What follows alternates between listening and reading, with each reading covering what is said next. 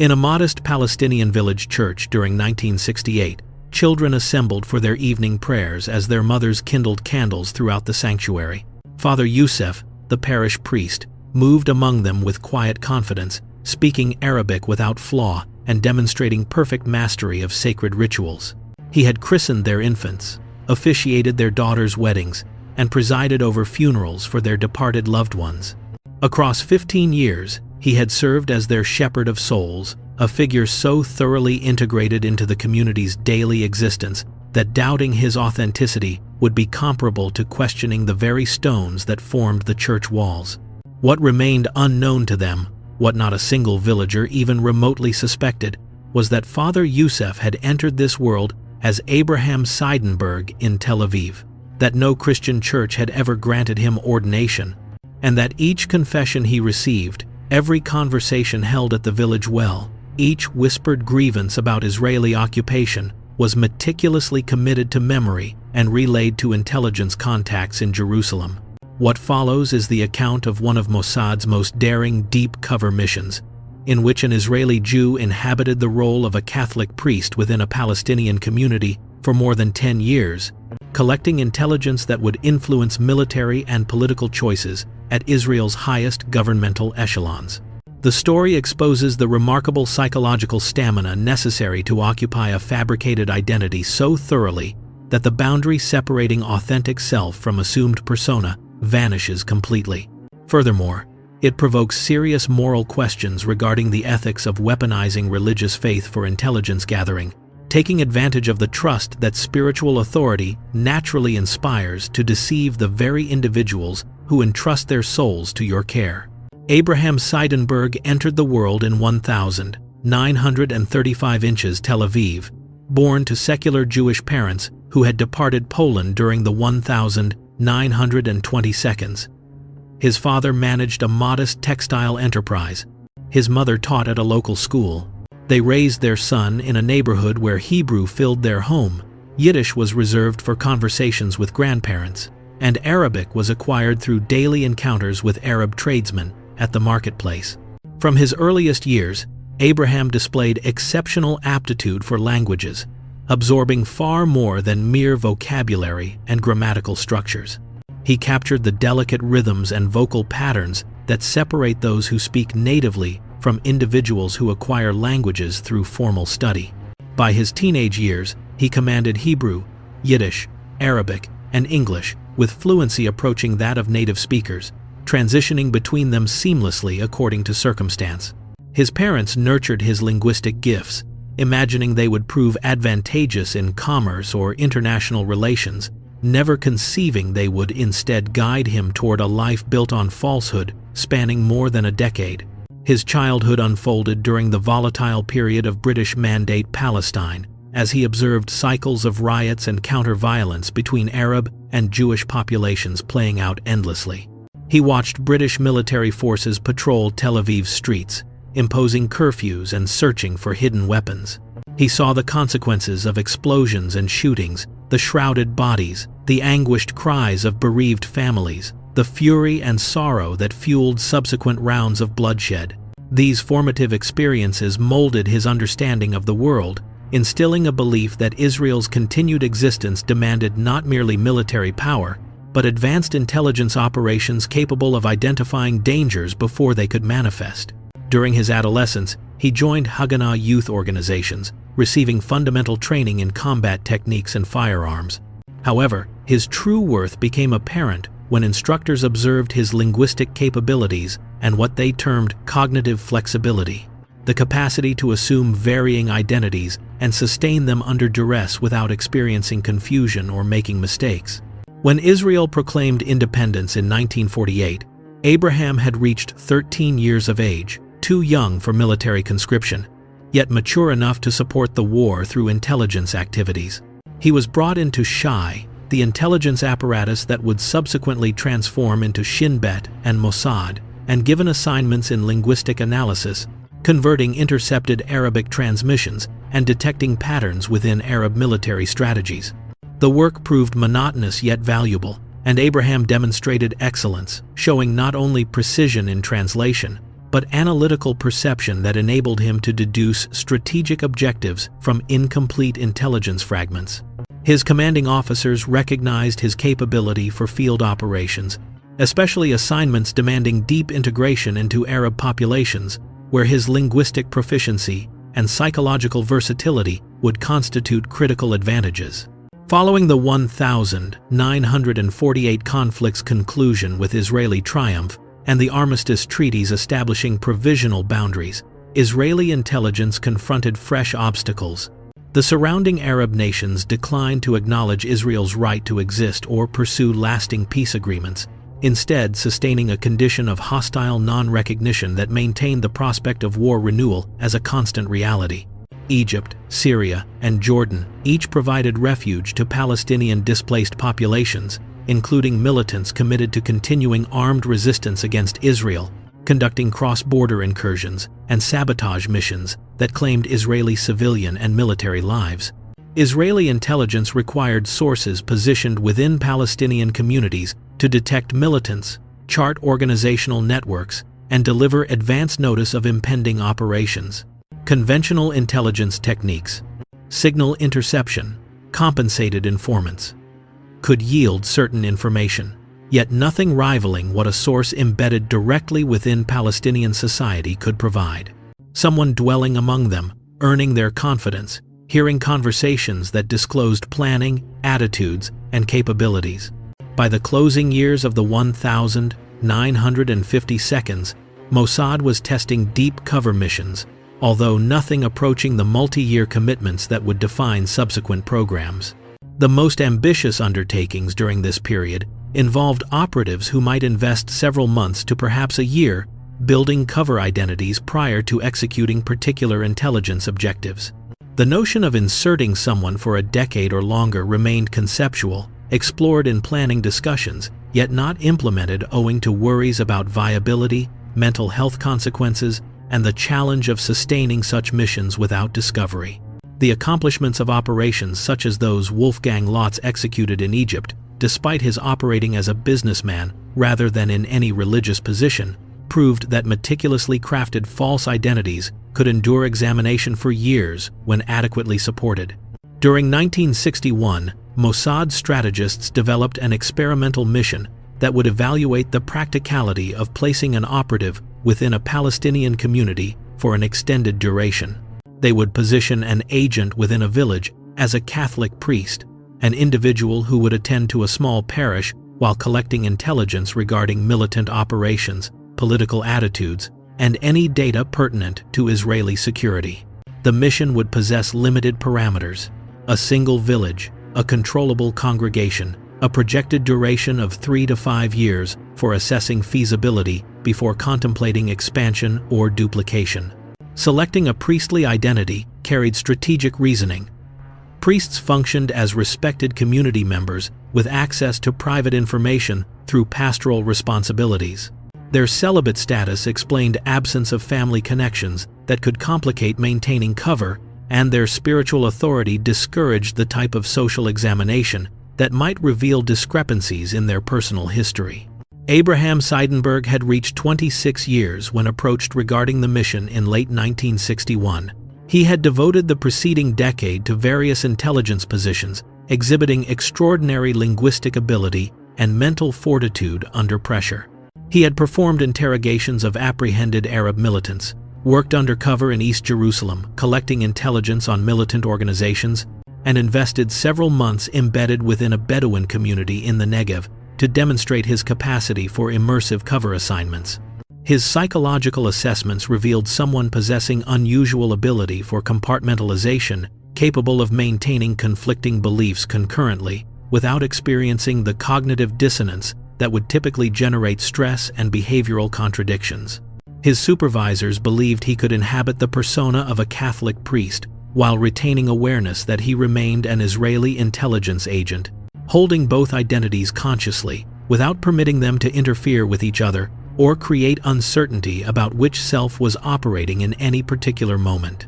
The recruitment discussion took place in a secure location in northern Tel Aviv, conducted by a senior Mossad official who described the mission's experimental character and its exceptional requirements.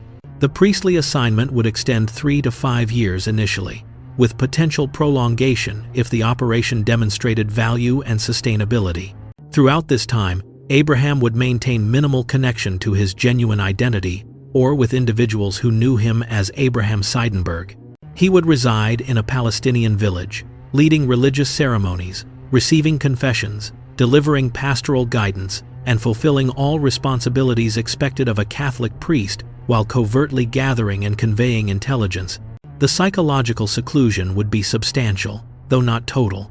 He would preserve contact with handlers through predetermined procedures and would possess extraction alternatives if the operation became mentally unsustainable or if exposure danger exceeded tolerable thresholds. Abraham agreed to the assignment, perceiving it as an occasion to advance Israel's security requirements in manners that his distinctive abilities enabled. Unlike the idealized accounts that would subsequently emerge surrounding deep cover missions, his choice was utilitarian rather than principled. He grasped the psychological hazards, but considered them controllable for the restricted time frame outlined. He possessed no spouse or offspring whose connections would be severed by the operation, and his parents, while they would be informed he was on prolonged classified duty, would at minimum know he remained alive and serving his nation, even if they could not learn specifics about his activities. Constructing Father Youssef's fabricated background demanded 18 months of rigorous preparation. Mossad assembled a personal history. Born in Lebanon to a Christian Arab household, educated at seminary in Rome, ordained as a Catholic priest, served in Lebanese parishes before accepting an assignment ministering to Palestinians in a village near Ramallah. Documentation was falsified. Birth certificate, baptismal documentation, seminary academic records, ordination certificates. Contacts in Lebanon, developed through Mossad's established networks among Christian populations that maintained intricate relationships with both Israel and Palestinian organizations, supplied limited verification that would withstand superficial background investigation. A humble bank account was created in Beirut, with deposits appearing to originate from family transfers rather than intelligence funding. Most essentially, Abraham received intensive theological instruction.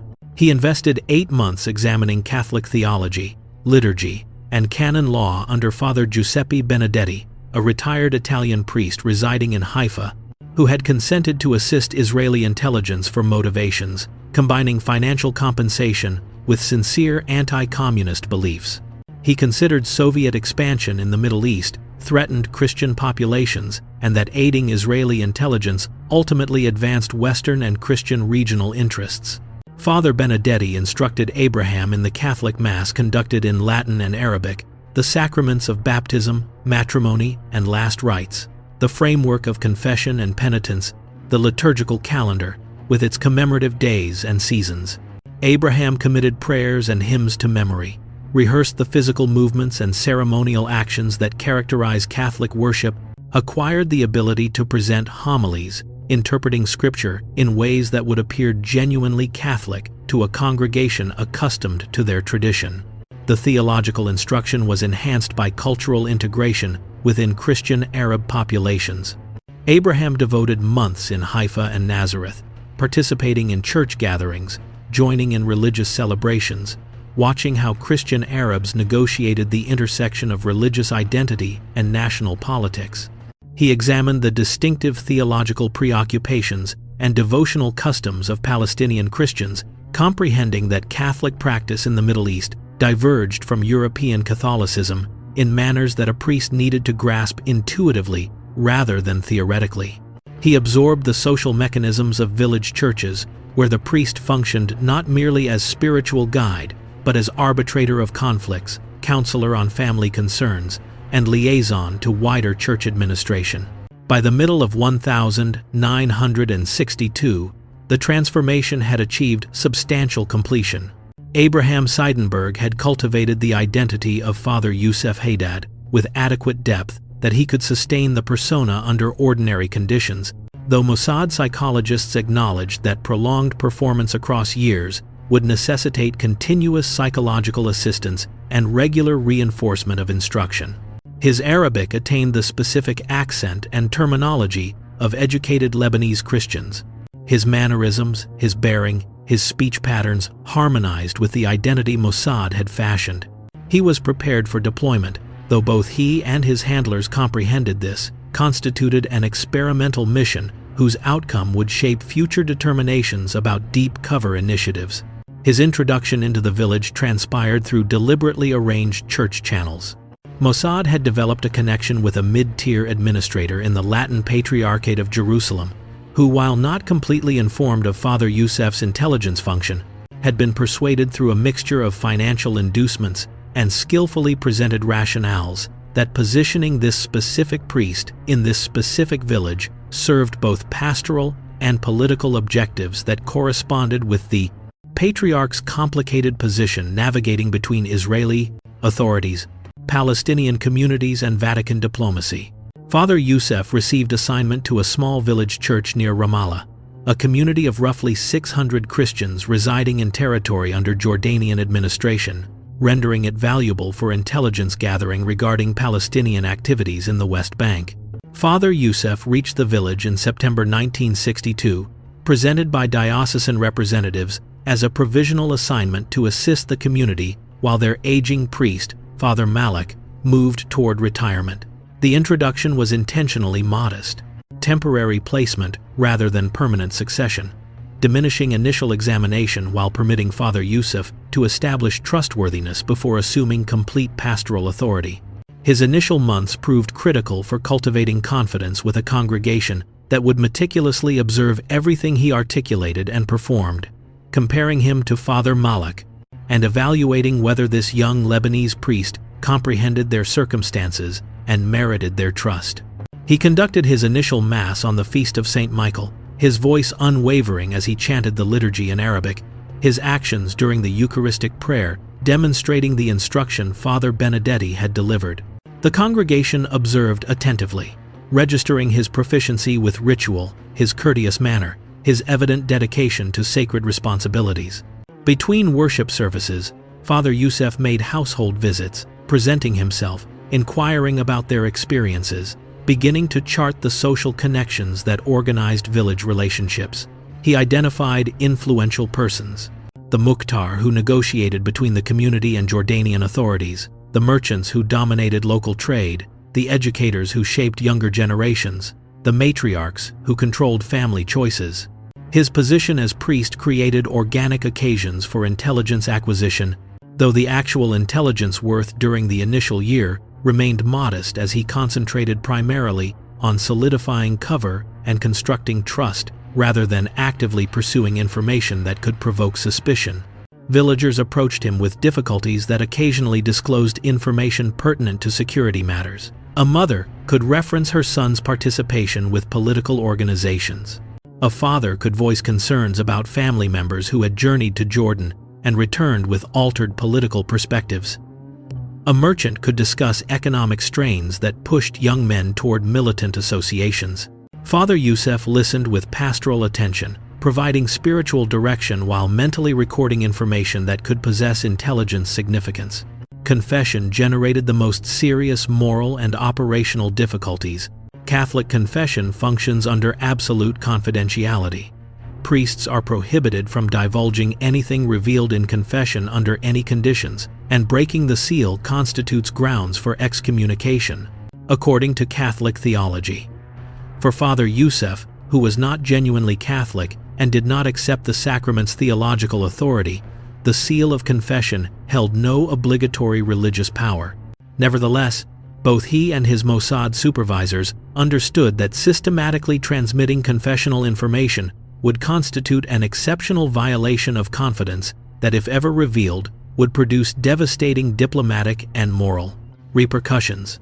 The operational procedure established specified that Father Youssef would transmit confessional information exclusively in situations involving immediate dangers to life, scheduled attacks, awareness of weapon stockpiles that could be employed in operations, intelligence about militants organizing cross-border incursions, general confessions regarding political inclinations, previous minor participation in resistance movements, or family associations with militant organizations would not be transmitted unless they added to comprehending wider patterns relevant to Israeli security.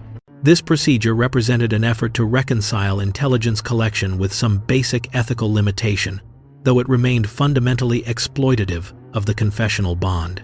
During his first 2 years, Father Youssef transmitted confessional information on 3 separate occasions, each concerning specific operational intelligence about scheduled militant operations. The intelligence permitted Israeli and Jordanian security agencies to forestall attacks and execute arrests, though the origins of the intelligence were never disclosed in manners that would jeopardize Father Youssef's cover. The psychological weight of these betrayals proved significant. He needed to concurrently occupy the position of priest who respected the sanctity of confession and the position of intelligence agent who leveraged confession for espionage objectives. The compartmentalization demanded to sustain this stance without crippling remorse was accomplished through rationalization, that preventing attacks preserved both Israeli and Palestinian lives by circumventing cycles of violence and revenge. Yet the moral truth remained that he was violating deep trust for intelligence ends. Communication with Mossad supervisors transpired through carefully predetermined procedures. Father Youssef journeyed to Jerusalem monthly on church matters, ostensibly to confer with diocesan administrators and acquire provisions. During these journeys, he would deposit coded communications in dead drop sites that would be collected by Mossad staff. The communications employed simple book codes derived from biblical passages where particular verses corresponded to intelligence classifications and numerical citations specified details. 3 occasions annually, he encountered his handler directly during pilgrimages to sacred locations, meetings that transpired in secure houses, or during strolls through populated districts where conversation could not be monitored. The 1967 Six-Day War transformed Father Youssef's operational circumstances dramatically. The village fell under Israeli military administration, producing both advantages and complications. Communication with supervisors became simpler and more protected. He could deliver more immediate intelligence about developing situations. Yet the occupation likewise intensified village resentment toward Israel, generating pressure for Father Youssef to voice solidarity with Palestinian complaints in ways that demanded careful adjustment to preserve credibility without promoting violence or generating personal moral responsibility for suffering he could have averted. Israeli military governance of the West Bank likewise positioned Israeli personnel in nearer proximity to Father Youssef's operations. Mossad implemented safeguards to guarantee that soldiers deployed to the region possessed no prior association with Avraham Seidenberg. Father Youssef minimized unnecessary contact with Israeli military when feasible, sustaining the separation that a Palestinian priest would naturally maintain. When interaction proved unavoidable at checkpoints or during security actions, he enacted the position of accommodating yet reserved clergyman who comprehended security necessities but preserved pastoral duty to assist his congregation. By 1970, Father Youssef had become firmly established in village existence, entrusted with knowledge of family relationships, political sympathies, and social structures. He had christened infants, performed weddings, and conducted burial services. He had arbitrated family disagreements, counseled struggling marriages, and extended financial help to families confronting economic difficulty from church resources that were quietly supplemented by Mossad to strengthen his credibility. The intelligence he delivered proved valuable. Information regarding militant networks, identification of persons engaged in planning attacks, evaluation of political sentiment that shaped Israeli policy choices. The operation was deemed sufficiently successful that Mossad initiated discussions about prolongation beyond the initial 3 to 5 year projection. However, the psychological expenses were mounting. Father Youssef existed in continuous isolation from his authentic identity, unable to speak Hebrew except within his thoughts, unable to recognize Jewish heritage, unable to sustain connections to family or acquaintances who knew him as Abraham. His parents had been notified he was on extended classified duty and preserved minimal communication through deliberately arranged correspondence that disclosed nothing about his actual whereabouts or undertakings. When his father passed away in 1969, Abraham could not be present at the funeral, could not grieve publicly, could only discover it weeks afterward through his handler and mourn in solitude. He cultivated authentic connections within the village that produced moral complexity. He grew close to particular families, sharing meals, observing holidays, engaging in life patterns that formed bonds of genuine affection. These relationships were at once authentic and exploitative. He sincerely cared about individuals whose confidence he was methodically violating. The contradiction was addressed through compartmentalization, yet the psychological pressure was apparent in accounts from his handler, who observed growing indicators of strain: sleep difficulties, episodes of melancholy, questions about whether the intelligence worth justified the continuing deception. In 1973, the operation encountered a critical juncture when a young man named Hani approached confession and revealed participation in organizing an attack on an Israeli bus. Hani described the operation in comprehensive detail, requesting absolution while manifesting genuine moral conflict about civilian fatalities. Father Youssef confronted the choice that embodied all the moral contradictions of his assignment. Transmitting the intelligence would halt the attack, but constitute deep violation of confessional confidence. Maintaining silence would respect the seal, but permit deaths he could have forestalled. He transmitted the intelligence within hours. Israeli security agencies arrested Hani and additional operatives before the attack materialized. The operation was prevented. Lives were preserved. Yet for Father Youssef, the choice constituted a boundary that rendered continuation of the operation mentally impossible. In conferences with his handler across subsequent months, he communicated desire to conclude the assignment, contending that 11 years surpassed what he had originally committed to, and that he could not persist without risking mental collapse or exposure through accumulated behavioral contradictions. Mossad was hesitant to conclude an operation that continued generating valuable intelligence, yet they likewise acknowledged that compelling continuation against the operative's assessment would be both morally troubling and operationally hazardous. The arrangement achieved specified that Father Youssef would persist for 18 additional months, while Mossad formulated an extraction strategy that would not compromise the operation's security or generate suspicion about his genuine identity. The extraction materialized in 1975, designed to seem as routine church reassignment. Father Youssef informed his congregation that he was being relocated to Lebanon by diocesan leadership, a circumstance that was credible enough not to stimulate immediate doubt, though certain villagers conveyed surprise that he would be reassigned following 13 years of ministry. The departure proved emotionally challenging. Villagers communicated sorrow at losing a priest who had been constant presence throughout turbulent years. Father Youssef delivered his closing mass, recognizing he would never encounter these individuals again and that their confidence in him had been instrumentalized for intelligence objectives throughout their connection. The shift from Father Youssef back to Avraham Seidenberg demanded months of psychological debriefing and treatment. He struggled with identity disorientation, finding it challenging to reconnect with Hebrew language and Jewish cultural framework following 13 years of total immersion in Christian Arab identity. He experienced remorse about the individuals he had deceived, remorse that treatment could address but not completely eliminate, because it derived from accurate moral evaluation rather than psychological distortion. He had violated the trust of hundreds of individuals who had accepted he was their spiritual shepherd. Abraham never completely reintegrated into standard civilian existence. He continued employment for Israeli intelligence in analytical positions that did not demand field operations, supported by the agency that acknowledged the exceptional sacrifice he had rendered. He married in his late 40s to a woman who worked in government administration and comprehended the limitations of classified work, though even she never learned the complete particulars of his priest operation. He battled with depression and occasional alcohol consumption to control anxiety, typical among intelligence operatives who invested prolonged periods in deep cover.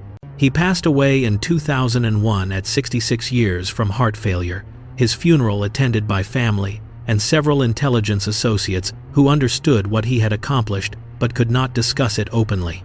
The operation remained confidential until 2018, when adequate time had elapsed that restricted details could be revealed without compromising current operations or endangering individuals connected.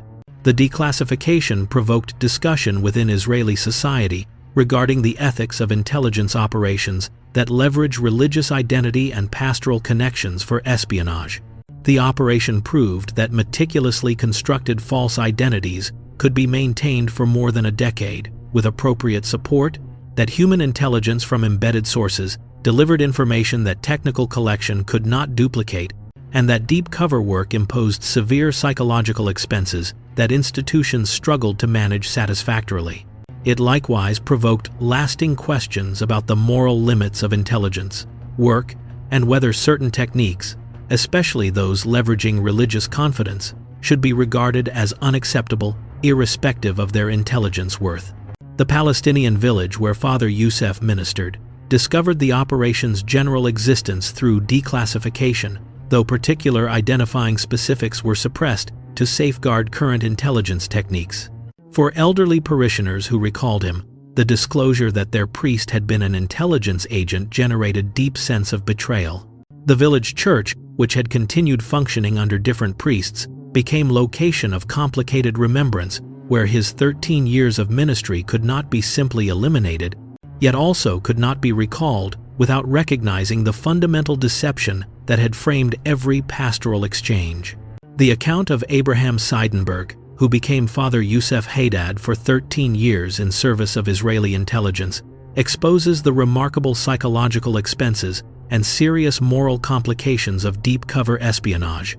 It proves that human beings can be instructed to occupy false identities for extended durations, that intelligence operations can deliver valuable information through techniques that raise substantial ethical questions, and that the expenses of such operations, psychological injury to operatives, betrayal of innocent individuals, violation of religious sanctity, demand moral accounting that extends beyond simple assessment of intelligence worth against operational expenses. These questions possess no simple resolutions, reflecting fundamental conflicts between security requirements and moral standards. The Father Youssef operation stands as illustration of both the capacities and the moral expenses of intelligence work, proving that valuable intelligence can be secured only through prolonged deception that harms everyone participating. Operatives who disappear into false identities, individuals who are deceived by those they trusted, and intelligence agencies that accomplish operational achievement while generating moral obligations that cannot be completely justified or reconciled.